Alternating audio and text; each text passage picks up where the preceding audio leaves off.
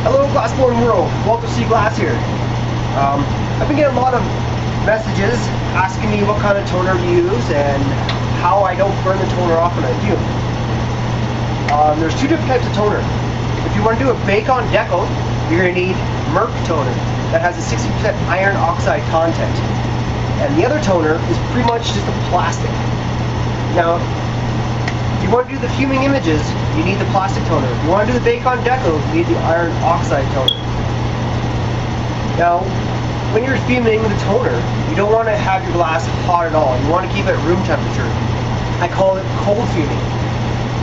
Just like hot fuming, where you get your glass nice and hot, you're going to get your fume going. Once the fume and the silver is going, you put your cold glass in it. Since it's cold, the fume's going to stick right to it.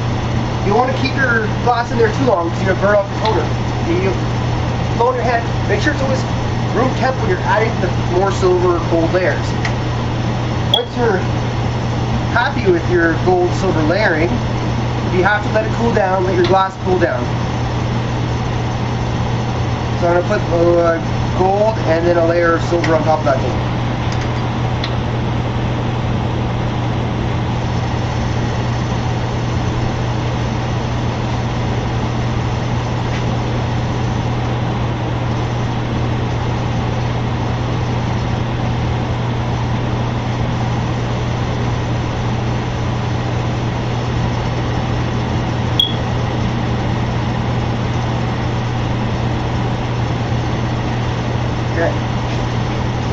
So this will wipe right off because it's not melted into the glass or whatever you guys call it. So next step you're going to do is you're going to put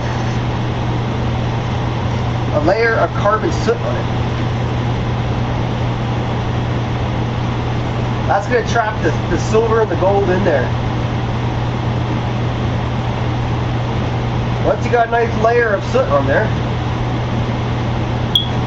you're going to want to just, reducing, extremely propane rich, reducing kind of flame.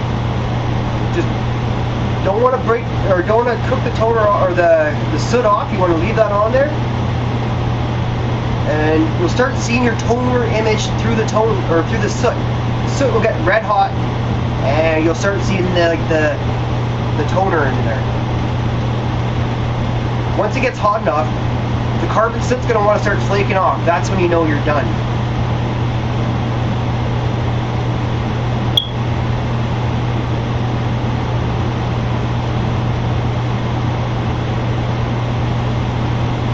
I can start seeing my glass glowing red underneath the carbon soot, and it's starting to flake off now.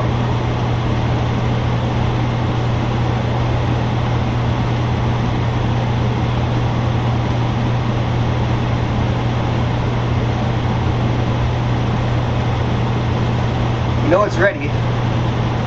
It's starting to flake off kind of like that. You can just blow it off. It makes kind of a mess. I'll blow it off onto the floor so I can just sweep it up after. And you're left with kind of like this. We'll take a little trip to the wall.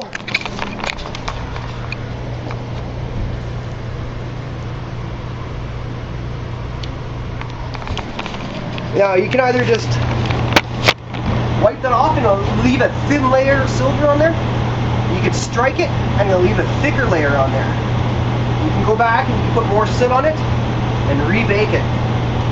I'm going to rebake it one more time.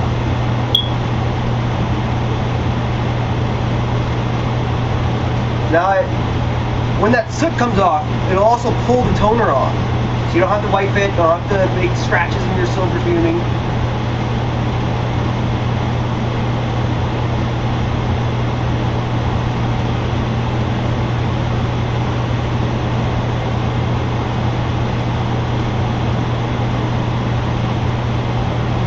You'll actually see the crystal structure grow on the outside of the glass, depending on how much silver you put on there. But again, it will wipe off most of the silver if you don't strike it. As soon as you strike it, it's like pretty much there. Great for sleeving your images and everything like that. So, it's all going red again. As soon as I take this out of the city flame, it'll start cracking and peeling off. So, see in the bottom there, it's starting to flake off. Oh, isn't that little piece of fly off?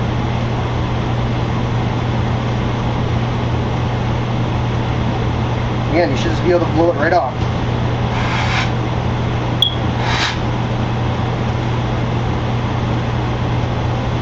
And it started to give it like an iridescent effect. You do that a bunch of times. You put it in your kiln, strike it. You can just work it right after. Burn the rest of the soot off.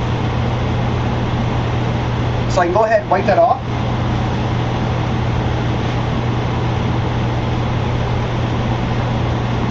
Still see a little bit of that. Bring it back over to my wall here. So it left just a thin layer. I wiped it off. Now if I would have baked that in the kiln, that would have stayed on heavy, that fume.